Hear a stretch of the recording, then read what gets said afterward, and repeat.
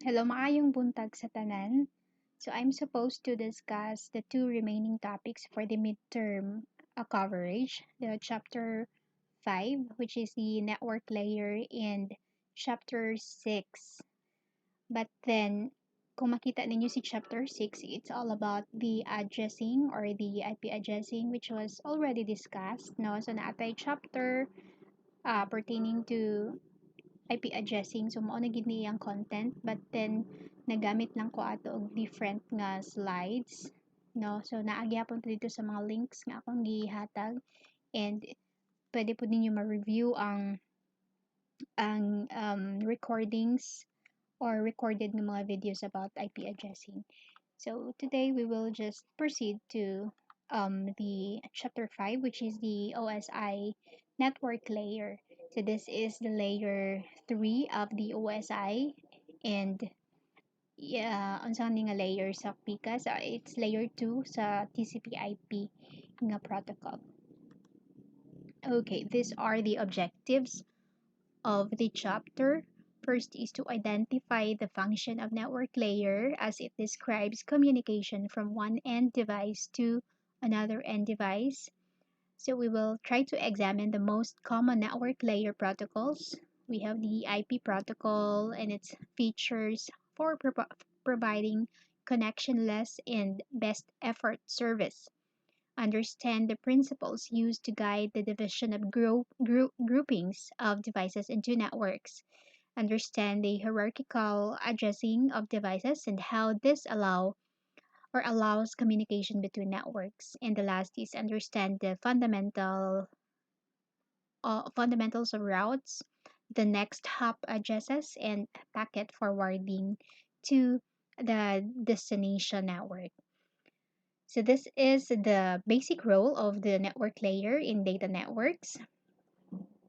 Ayan, so naata din here. So next to the transport layer is we have network layer. Take note nga si transport layer, ang gina facilitate niya din he is for our devices to use the layer to connect processes. Now take note nga ang specific nga gibuhat ni transport layer is gi-indicate or gi-add up niya ang specific port addresses sa specific pod nga sa particular activity nga gigamit nimo sa application layer nga part, right? And for the network layer, once i-encapsulate na nato siya into packet, so this layer enables devices to reach each other. Okay? So that is the basic nga functions sa atong network layer. So these are the characteristics and the functions of the IP version 4 protocol nga ginagamit sa atong network layer. So as you can see in the exhibit, mao ni siya ang atong ginatawag og IP protocol. Ayan, so naatay TCP segments encapsulated into packets. Take note nga kaning segment gikan ni siya sa ato ang upper layer, which is the transport, right? So IP packets flow through the internet. So there are three basic characteristics sa ato ang network layer. The layer provides connectionless. So meaning to say, no connection is established before sending data packets. Another is we have best effort or unreliable. Walay overhead is used to guarantee packet delivery. We also have media independent, meaning it operates independently of the medium carrying the data. All right, so this is the interpretation or the graphical presentation of the connectionless communication feature of our network layer. So we have here, for instance, a letter is sent. So the sender doesn't know if the receiver is present, if the letter arrived, and if the receiver can read the letter. And on the other end, the receiver doesn't know when it is coming. So mao na ang iyang feature nga connectionless. Another feature is we have the best effort. So we have three packets, for instance. So these packets are routed through the network quickly, and then these packets might take different um, pathways, right? So with that, so there are some packets na mawala sa pag-route niya. So as an unreliable network layer protocol, so the IP does not guarantee that all sent packets will be received. And the other protocols pod, so unsa mahitabo no kung dili ma-receive. So dili na to siya function sa ato ang network layer because other protocol or protocols manage the process of tracking packets and ensuring their delivery. So kinsa to siya? Balikan nato si katong upper layers which is transport layer. So mo to siya isa sa iyang function no. Dapat niya especially katong sa TCP IP nga protocol kato bitong na establishment of connection no kay para lang ma-enable ang pag re-establish sa connection, and then katong mga nangawala nga packets pwede pa to siya um ma ma-resend. Okay, we also have media independence, so the IP packets can travel over different media, so ma-copper ethernet man na siya, ma-serial cable or wire connection man na siya, optic fiber man na siya, Ethernet, and even wireless. So media independent bisag unsa kaya niya na siya. Kaya ni network protocol. So part sa iyang characteristic ang media independence. Alright. So so ingani siya no pag-generate sa atong packet from the transport layer. No, i-encapsulate nato ang segment sa atong transport layer para mahimo siya packet. So with that case, so mao ni atong data nga gikan sa atong transport layer. So kung makita nimo, this is the header segment sa transport layer, and if i-encapsulate na nato siya into packets, ingani na ang mahitabo. So pag mabutangan na ni network layer og IP header, ayon tawagon na nato siya og IP packet. So mao ni ang header field sa ato ang IP version 4 packet. So we have version. So same with the other nga mga headers, no? Balik-balik lang na siya. Ang pinaka-importante din are the source and destination addresses, and of course ang data itself. Okay, so there are several reasons no nganong kailangan nato i-group ang devices or nganong kailangan ta mag-subdivide or mag-subnetwork, no? Say for instance sa kani nga exhibit. So the network designer, so as network engineer, so you have to ask on what a basis should the network be divided. So you can divide it according to a public floor, mobile users, or even private floors. But then within the public floors, pwede pa po nimo siya i-divide into HR, legal, and other units.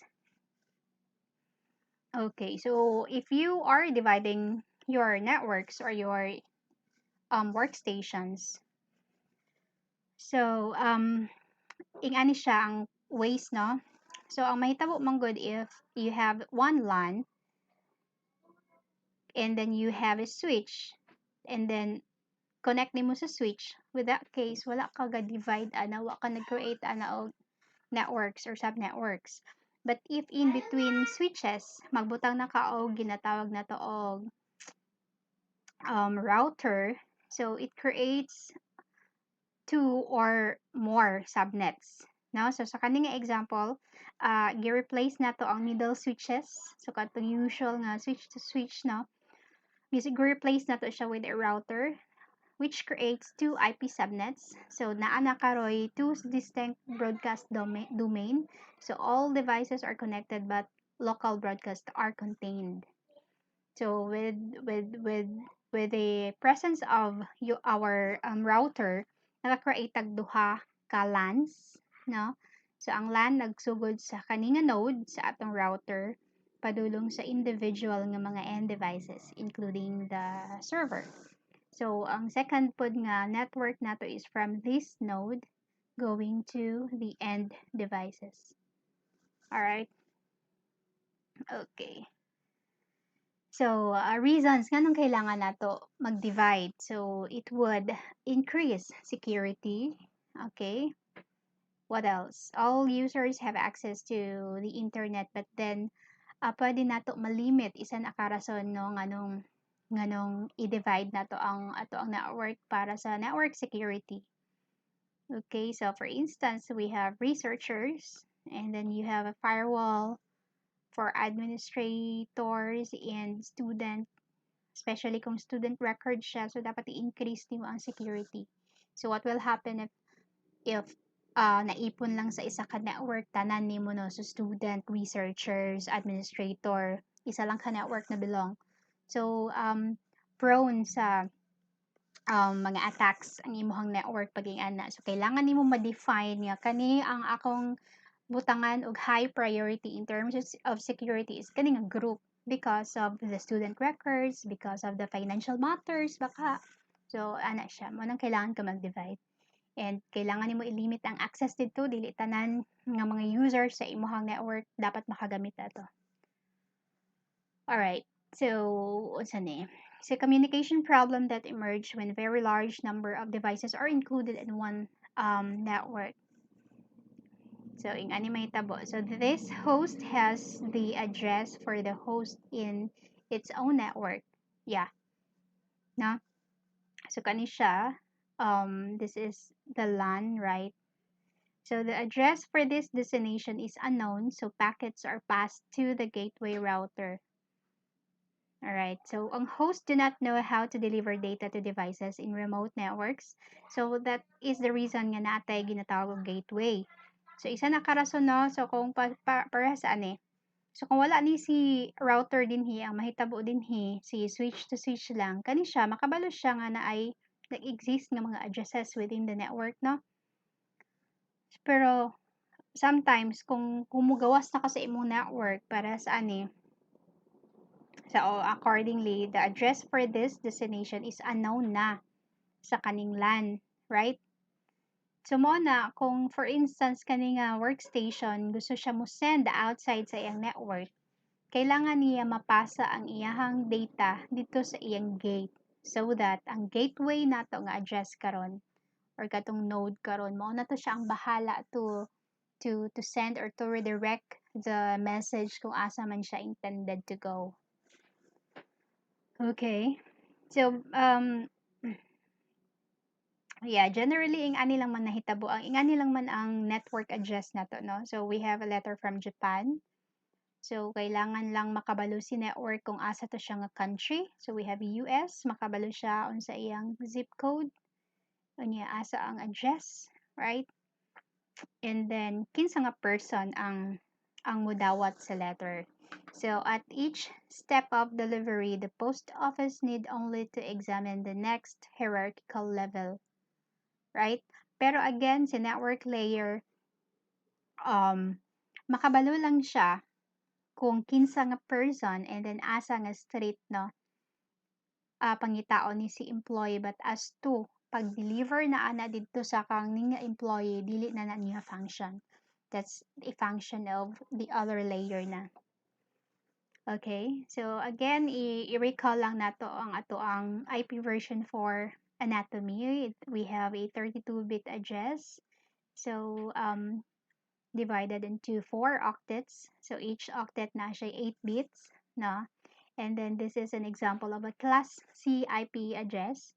So, for if it's class C, the first 3 octet mo na siya ang considered as our network portion. So, we have by default 24 because 8 times 3 octets na kay 24 bits for network parts. That makes the subnet mask of class C nga IP nga address to become 255.255.255.0. 0 because the last octet is intended for the host part or the host bits. All right. So, our gateway, balikan natin sa gateway, enables communication between networks. So, for instance, we have this workstation with address 2.30. It is using a class C addressing scheme. So, ingon si kani nga PC, he only know the address of the device in my network. If I don't know the address of the destination device, ang buhaton niya is to send the packet to the gateway address by default. So, again, ang gateway address aning duha ka PC dinhi is this node. Okay? So, nga nang kailangan man niya ipasa kay gateway? Because sa gateway, mao man na siya ang node nato sa router. And then si router nato is intended for inter-networking. So not like kay switch nga ang function niya is on local area network, pero si router nato kaya na niya i-facilitate ang ato ang wide area network ng mga activities. Okay? So ano pa lang meron kay uh, ano pa lang meron kay gateway. So kapag na-dire mong gateway, by default kani imong router na siya ginatawag nga routing table. Later on atong i-discuss unsa nang naa sa routing table. Okay. So kapag na ta. So ang nahitabo dinhi, ipasa niya ning ihang IP packet, right? Dito man atong destination. So is this packet destined for a device on this network? So, kung tanawon nimo ni ang packet is intended for a different network. So, it's no. It is destined for devices nga naa kay 5.6, a device on another network. So, asa kinsa nangutana ato si switch, right? So, kung tanawon nimo ang knowledge pod sa atong switch limited lang sa local area network. So, ang content nga available sa iyahang routing table is kadto lang mga end devices nga nag-connect sa iyaha, including this, right? So, mo na siya nga buhaton ni switch kapag ka nakita niya nga oy wala man sa ako ang address nga padulungan aning message nga gikan ani nga PC. Therefore, ang buhaton ni switch directly iyahan nang i-send sa gateway. Bahala na ka ana. I don't know the address and you know the address. Okay? So, yung ano na dayon. So, yung ano rin pag maabot ang message kay gateway, so ani na iyang buhaton. So, the packet is destined for 10.1.1.0,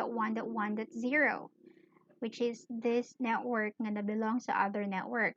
So, ang buhaton niya, pag maabot na sa iyaha ang message through the gateway sa katong local area network, so yung aniyang buhaton, I wanted to forward this packet so that it can take the next hop towards its destination. So I can use the information in my routing table to determine where to forward this message. So unsa day ang naa sa gateway or sa imong router? Sa imong router, again, natay ginatawag og routing table wherein naa siya tulo ka parts.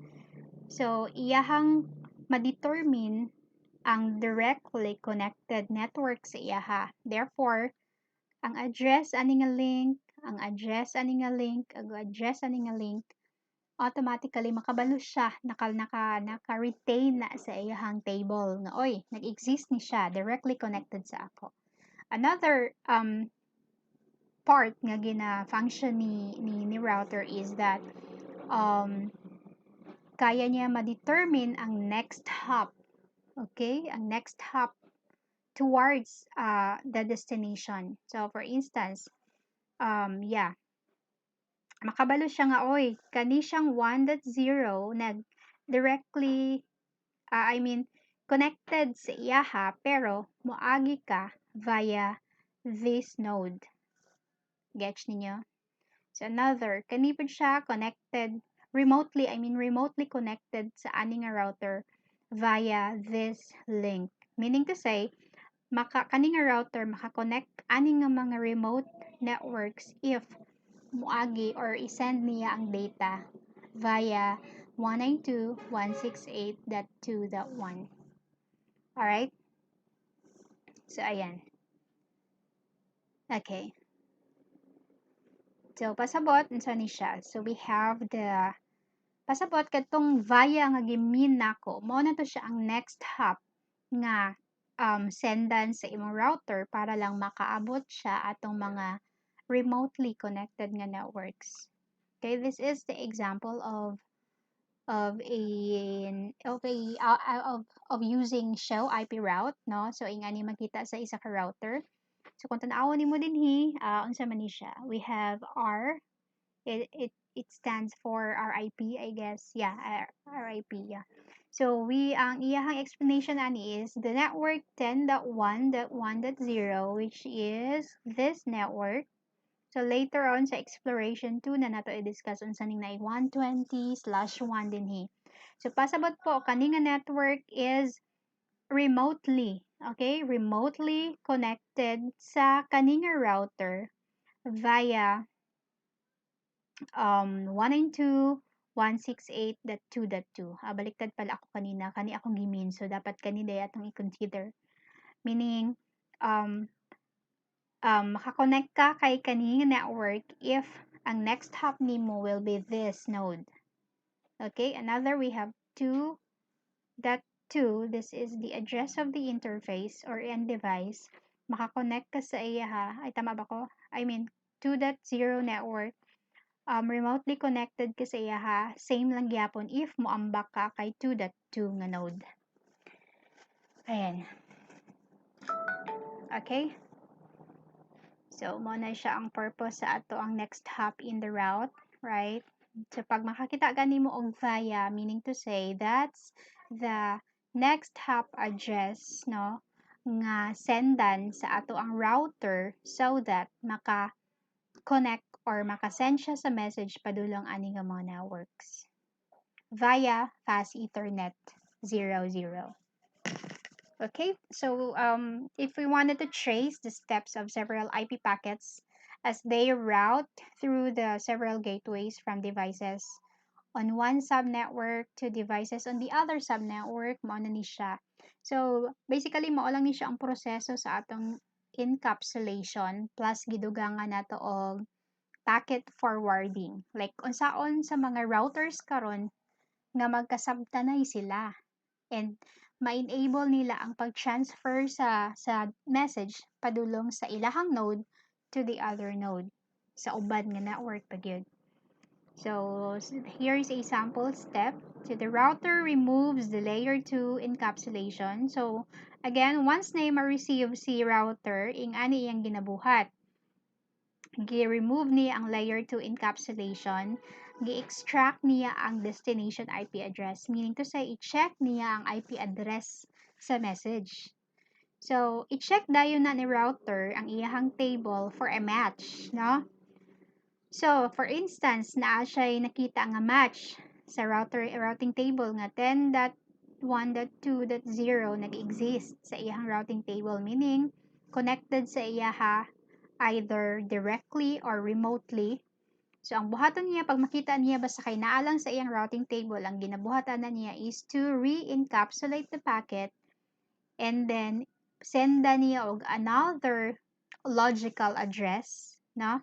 Senda niya another logical address para ang packet masend na pod sa katong pinaka-destination.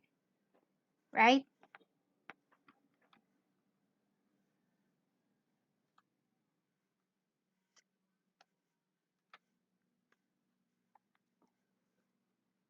Alright. So, okay. The purpose of routing table and the need for both static and dynamic routes. Okay, so in the next exploration, so after nato mahuman si chapters 1 to 11, so we will proceed with the routing protocols. So you can select kung unsa ang imuhang pag-set no or pag-configure sa mga routes. Usually sa atong laboratory ang na-experience pa lang nato ang routing protocol is si RIP, no, wherein imo lang i-add ang pinaka-root nila nga network address and then okay na siya. But then you can also make use of the static nga routes, no? Meaning to say, manually ni mo configure nga para makaabot ko ani nga network, dapat kani nga router mo agi gidinhi, no? So sa kani nga exhibit, simple lang man siya. So wala siya lain nga pathway. But in reality, there are other connections nga nag-exist diha nga nag-XX nga murag web. So with that case, kailangan mo i-set statically nga, oy, kanira gid ang dalan mo ni ang pinaka best nga dalan para para makaabot ka sa destination or makaabot ka ato nga network. So as network administrator, pwede na to nabuhaton no manually. So mo na ang next nato nga topic sa final, isa sa atong mga topics sa final coverage. Alright, so mo ni siya. So kung pwede ta mag-static, pwede pod ta mag-dynamic, which is the usual nga practice nato using RIP. Okay?